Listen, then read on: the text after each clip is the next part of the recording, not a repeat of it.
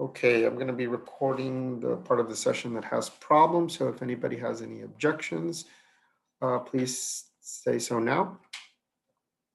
Okay. The next problem says that we've got a charged object that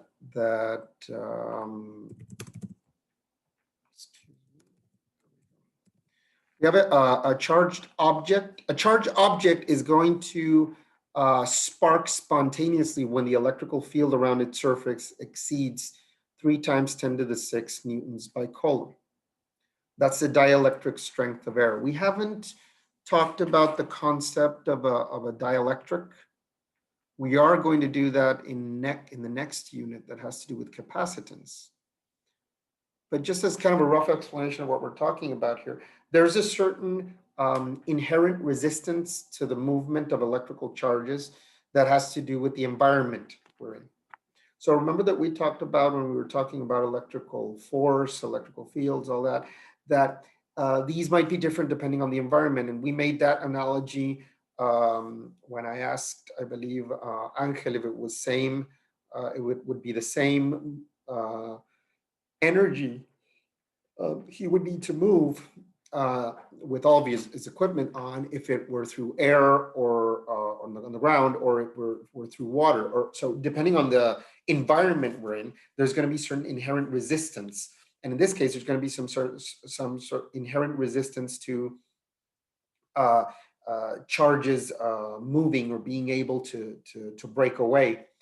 And that's depending on the environment. So there's different factors that are involved there. We had mentioned, or we are using or referring to a constant that's epsilon, that's permittivity. And the permittivity is also related to the dielectric characteristics or dielectric constants of a material or an environment. And that's basically that it's a reference of the energy that's needed to be able to make electrons move or charges move. And so how many of you know or have interacted with a Van de Graaff generator? Any sort of physics experiment, maybe? Just a show of hands. Is it like the one? No. No, go ahead, Mariana. Maybe it is. No, I don't know. Is I thought it was one with the some spheres or something like Mhm. that. Yeah, actually, yeah, it's a Van de Graaff generator. You've probably seen these. You've probably seen these. You've probably interacted with these in maybe some uh, science museum, or maybe even in an electricity class or something. You had to do them. It's these spheres. It's kind of like the one that's drawn here. It's this sphere that has that we're generating electrical charge in that sphere. So it's this metallic sphere. The way we generate electrical charge in that sphere, usually there's a motor and there's a band, and that band is moving and it's generating friction. Remember, the friction generates charges. And remember what we said? Remember the X-Men bonus? If I generate charge inside the sphere, the charge is going to go where? It's going to go to the exterior. Okay, it's going to go to the exterior. It's going to start accumulating in the exterior. Okay, and so this ball is getting charged, similar to when we walk around and we get charged. So the sphere is going to get charged. What happens when I get close, or we get close to the sphere? There's a moment in which there's a tension there, an electrical tension that's broken, and the charge jumps out and can jump over to you, similar to when we transmit charges, like the examples we were given. You've probably seen these before, these domes that have this motor inside, and when you touch them, it gives a discharge. But the thing is that you can actually see the discharge. You can see a little electrical spark going between the generator and the person. So that's what we're talking about here. And so what the problem is stating is that for that electrical shock to occur, the electrical field needs to exceed 3 times 10 to the 6 newtons by Coulomb. And the typical dimensions for a Van de Graaff generator are given there. It's a classroom generator. It's maybe 75, a little less than 1 meter tall, 30 centimeters in diameter is the ball. And assuming that it's going to have a discharge at 3 newtons, 3 times 10 to the 6 newtons per column, how much charge would we need to generate to be able to create that electrical field? And once we know that, how many Van de Graaff generators would we need to generate 1 coulomb of charge? That's basically what we're talking about.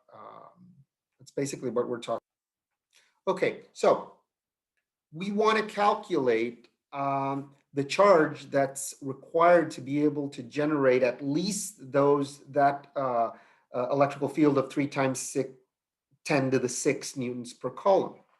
And so we've got the Van de Graaff generator. The charge is going to be here outside the sphere. And so we know that the electrical field expression is K multiplied by the charge that we're generating divided by the square of the distance. Now, one thing that we're going to find out, and we're going to reinforce this in a minute when we talk about Gauss's law, is that remember that we were talking about point charges, or point charges that didn't have a mass, didn't have a volume. And if I have a point charge, then the electrical field according to a point charge is going to depend on the charge and the distance. Well, curiously enough, if I have a sphere that's being charged, for all effective purposes, we can consider the sphere to be a point charge, a very large point charge, but it's still a point charge. So the electrical field, and assuming that it's a uniform sphere with the charge uniformly distributed, then the sphere is kind of like a huge point charge. And so the electrical field is going to depend on the distance and the charge. From this expression here, since we already know the electrical field, which is the 3 times 10 to the 6, what distance would we consider for doing the analysis? If we're talking about the charge or the charge or the electrical field at the edge or at the surface of the sphere, what would be the distance that we would consider? The radius of the sphere. The radius of the sphere, correct. So basically we're considering the sphere as a very large point charge. So we only need to know the distance to the surface, which would be the radius. They're giving us the diameter, which is 30 centimeters. So the radius would be 15 centimeters. So here we can solve for Q. And here we've got the electrical field that we're talking about, and here we've got the radius, and we know K is the electrical constant. And from this we find that the charge required to generate the spark that we saw is 7.5 times 10 to the minus 6 coulombs, 7.5 microcoulombs. Okay. Now, what can you relate regarding that value and something that the guy said in the video? So are we talking about a very large amount of charge? Remember that we were talking about charges. We were talking about, we're usually working with very small values. So we're talking about microcoulombs. So microcoulombs are going to generate a spark. Is that clear to everybody? Microcoulombs, which is a very small amount of charge, is going to be generate this electrical field that can generate the spark. Can you imagine the size, the magnitude of the spark that 1 coulomb could cause? Okay, so is that understood? Right now, and again, refer to the video we just saw, to be able to generate that spark that the lady that we saw, and that actually the lady you were noticing that she was actually feeling it, because if you touch a Van de Graaff generator, you're going to get a shock. You're going to feel the shock. Actually, your hair is probably going to rise. We're talking about a 7.5 to the minus 6 charge. That's a microcoulomb. Okay, these are microcoulombs. So imagine the energy that one column could cause. And so the next question that they're asking us to answer is, okay, if one Van de Graaff generator can create a 7.5 to the minus 6 charge, and that would break the the barrier to be able to generate a spark, how many Van de Graaff generators would I need to generate one column of charge? So what do we do there? Well, let's see the proportion. So we've got one column of charge, and we know that one Van de Graaff generator generates 7.5 times 10 to the minus 6. So we divide those, and we would need 133,000 Van de Graaff generators to create one column of charge. And again, we're talking about these very small Van de Graaff generators like the one we saw. So trying to think about this also in another way, remember that the Van de Graaff generator generates electricity by movement. Was that clear to everybody? So it's friction by movement. So imagine the size of the motor and the band that we would need to generate one column of charge. Now, remember that there's many ways to generate electrical charge and generate electrical current and electrical energy. And that's why there's a lot of methods that have to do with movement, like the windmills and the air generators, the hydroelectric generators, the thermal generators, all of those. And so that's why these are very large, and we need a lot of energy to be able to generate enough charge or current to be able to have something we can work with. Okay. Questions with this problem before we move on? No, are we good? So it's just seeing what they are asking for, and then just input the numbers, right? Mm-hmm. But it's important to understand what we were being asked for. Okay, and I'm just No, yes. Oh. Just analyze, analyze what they're asking for and input the numbers. Okay, yeah, thank you. Yeah. Can we do, Professor, a similar one to see if I got it? Like, I don't know if I got it correct. Okay, you guys are actually going to be doing a bunch of these problems as a homework task, and then we're going to review them. Okay, because one of the things that I think is important is that, again, right now I'm explaining these problems, but I need you guys to start doing them. So we're going to do a workshop with some problems that are that kind of summarize, because we already did the Coulomb's law problems. So we're gonna do some electrical fields and Gaussian potential problems. Those are going to be the next set of problems where you guys are going to work on them, so you can kind of face them, and then we're going to solve them here. Okay. Okay. Professor, out of those problems, can we do, like, I don't know, like the first one, like right now, to see if we can do it, and if we can. Okay, so we're talking about the electrical. We're talking about the electrical flux and charge within a sphere. And so what we're talking about here is, first off, we've got Gauss's law here. In Gauss's law, there's two ways to represent it. When we're talking about the flux, it can either be the enclosed charge divided by the permittivity. That's what I'm putting here in the box in pink. That's one version of Gauss's law. And the other version is that the flux is going to be the sum of all of the electrical field components that are going through the surface. And so that's represented by this integral, the integral of the vectorial components of the electrical field that are perpendicular to the surface or the area. And so if we're talking about the sphere, any point here in the sphere, since we're talking about the same radius, then the electrical field in whatever point of the sphere is going to be the same. It's going to be constant. So we can bring the electrical field out. Okay. Again, we're talking about, give me a moment here. We're talking about a uniform surface. So we're talking about a sphere that's uniform. that means that the radius, if I place myself in any part of the sphere, since we're referencing the center of the sphere, the electrical fields in whichever part of this surface are all going to have the same value because they're at the same distance from the center. So that's why we can bring the electrical field out of the integral.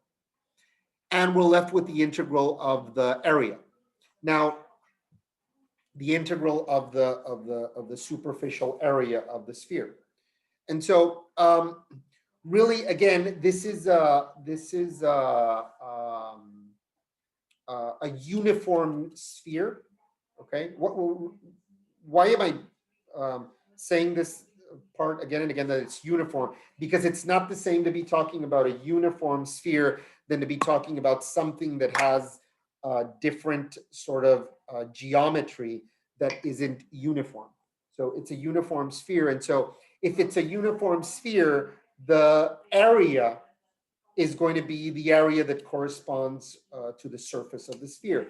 And we know that we know that information, meaning we can Google what is the area of a sphere. The area of a sphere is 4 times pi times the radius of the sphere.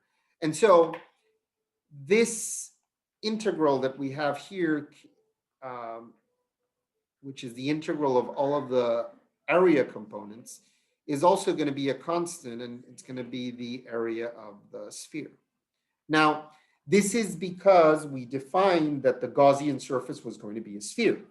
If we would have said that the Gaussian surface was going to be a cube, for example, well, then the area would have been the area of a cube or a rectangle or a pyramid, the superficial area of it.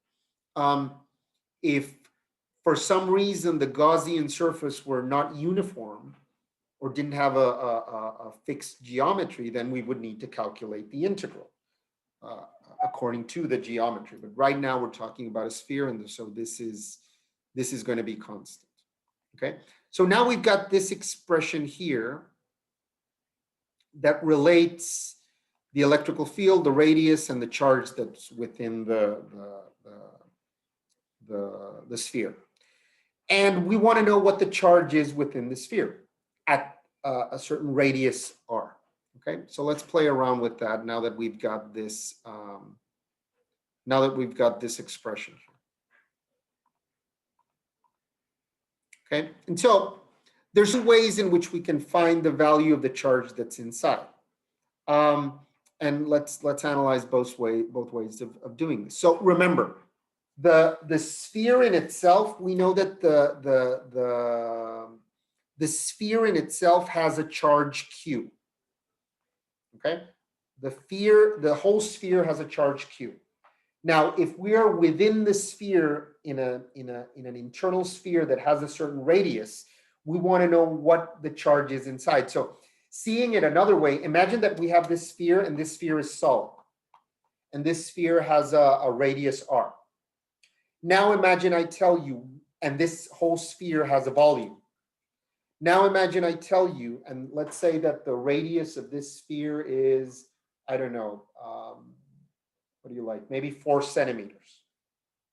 And it has a whole volume. And I tell you, I want to know the volume of an inner sphere that's 2 centimeters. So imagine that I take out an inner sphere that's 2 centimeters in diameter, and I want to know the volume of that. It's kind of similar with the charges. This whole sphere has a charge Q.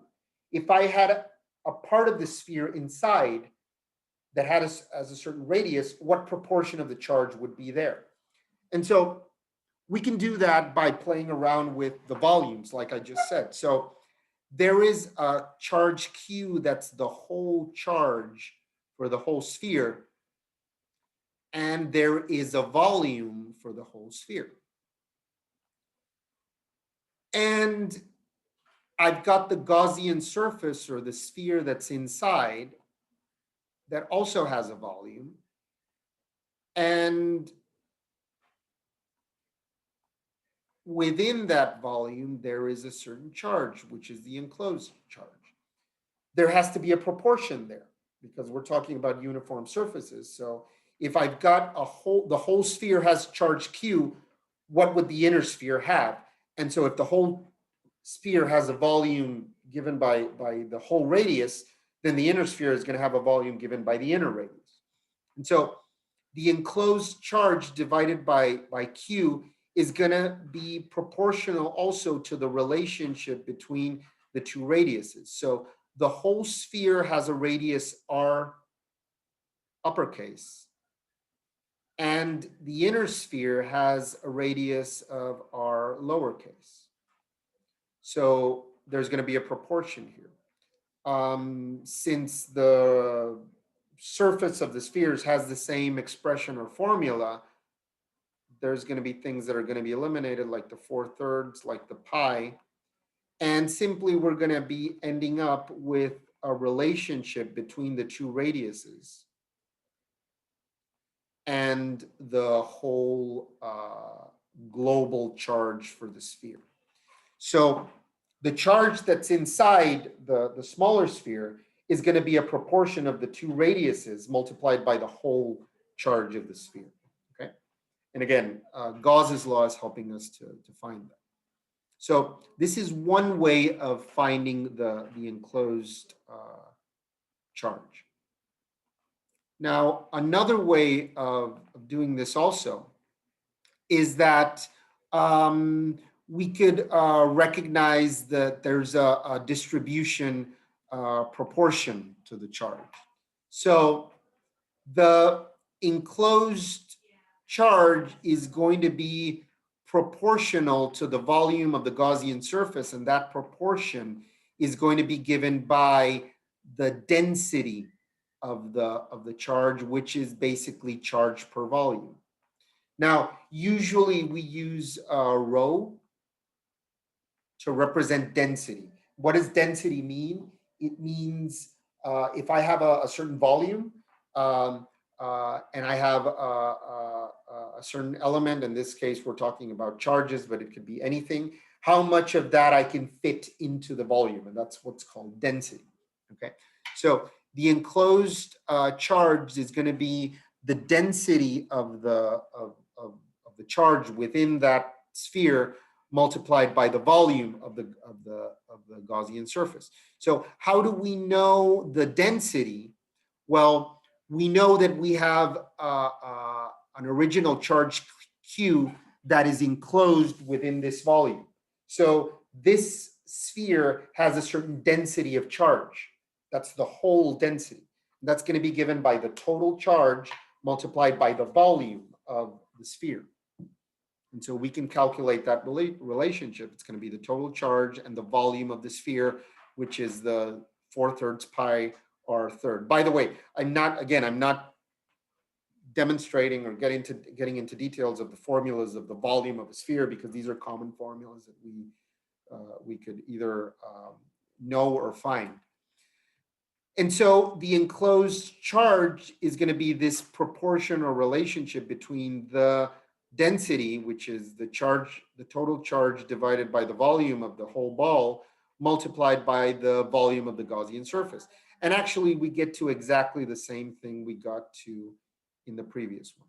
So it's just two approaches to find expressions that relate the enclosed charge. So summarizing this part up, we've got the whole sphere that has a whole charge.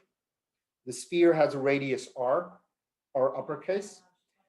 And I want to know what is the charge within the sphere at a certain distance r lowercase that would generate an inner sphere.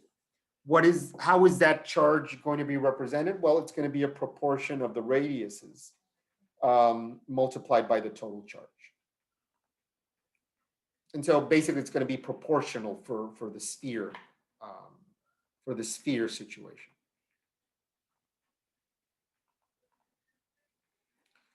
Now let's talk about the electrical field. And so we had used Gauss's theorem to find this expression a few slides back that related the two versions of Gauss's law. one that has to do with the electrical field and the other that has to do with the charge. So we already found what is the internal charge, which is this one. We just found it previously. And substituting this here, which we just found, we find that the electrical field due to this sphere within the sphere at a certain distance is going to be given by that expression. And it's basically going to be, another way to rewrite this actually, is that if you notice this part of the expression is K, which is the electrical constant that we've been using up to this point. So this expression is equal to K multiplied by Q, which is the charge of the whole sphere, divided by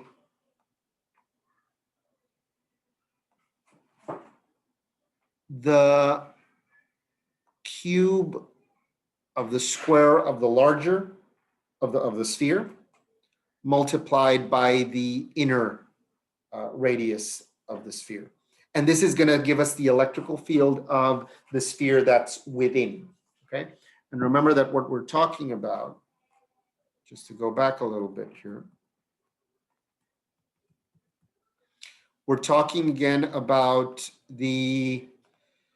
this is the whole sphere, and we're looking inside the sphere to find what the charge is inside a smaller sphere that has a radius r. And so that is going to be given by this expression that we just found here. Okay. Now, what happens if instead of us talking about the inside of the sphere, we wanted to know what was the electrical field and flux outside of the sphere? Meaning that for this case that we analyzed here, R lowercase is smaller than R uppercase, meaning we're looking inside the sphere.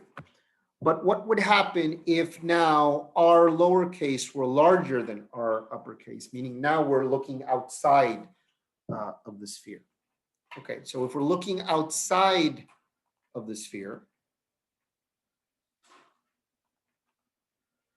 if now we're outside of the sphere, we're still going to use a Gaussian surface, but now the Gaussian surface is going to be outside and the radius is still going to be R. Okay, but now we're talking about a radius that's larger than the radius of the sphere. And so what's the difference now? If I have this sphere that has an electrical charge, and I'm placed outside of the sphere and put another larger sphere, imaginary sphere around this, which is the Gaussian surface, if the black, which is the sphere, has a charge Q, and I put a Gaussian surface around it, what is the total charge enclosed within the Gaussian surface? Well, the total charge that's enclosed within it is exactly the same charge Q. It's not proportional because once we go outside the sphere, the only thing that's inside the Gaussian surface is the sphere. And so the only thing or the only charge we have within it is Q. And so we notice that this demonstrates what we were talking about before. The enclosed charge is going to be Q because we don't have any different charge inside the sphere. And so if we find the electrical field from this expression that we found before, we find that the electrical field is this expression here, which is equivalent because this is K to this expression that we have here on the bottom. And what do we notice from this expression that we find?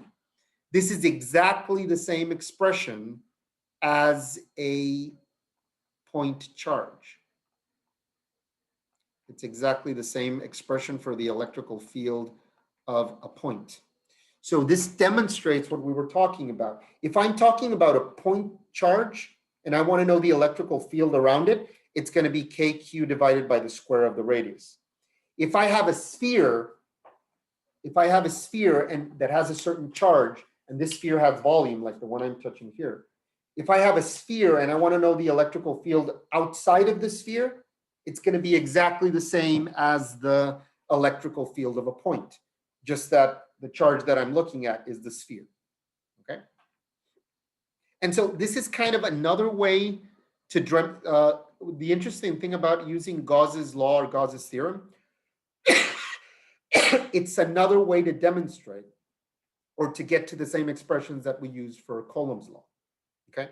So Coulomb's law and Gauss's theorem are two ways to approach the same thing, which is basically how electrical charges interact and generate electrical fields. So in this case, the electrical field is going to be exactly the same as one that's being generated by a point charge. Okay.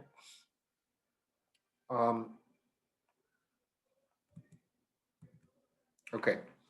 And so right now we're talking about a sphere. But again, what if it wasn't a sphere? Now, because the sphere, this example, this sphere is the most common or easiest example. But what if we weren't talking about a sphere? What if we were talking about a cylinder now? Or what if we were talking about a triangle? Or what if we were talking about any other type of surface, two plaques? And that's where things kind of start getting interesting, okay? And we're going to see we're going to talk a little bit more about that further on. Okay.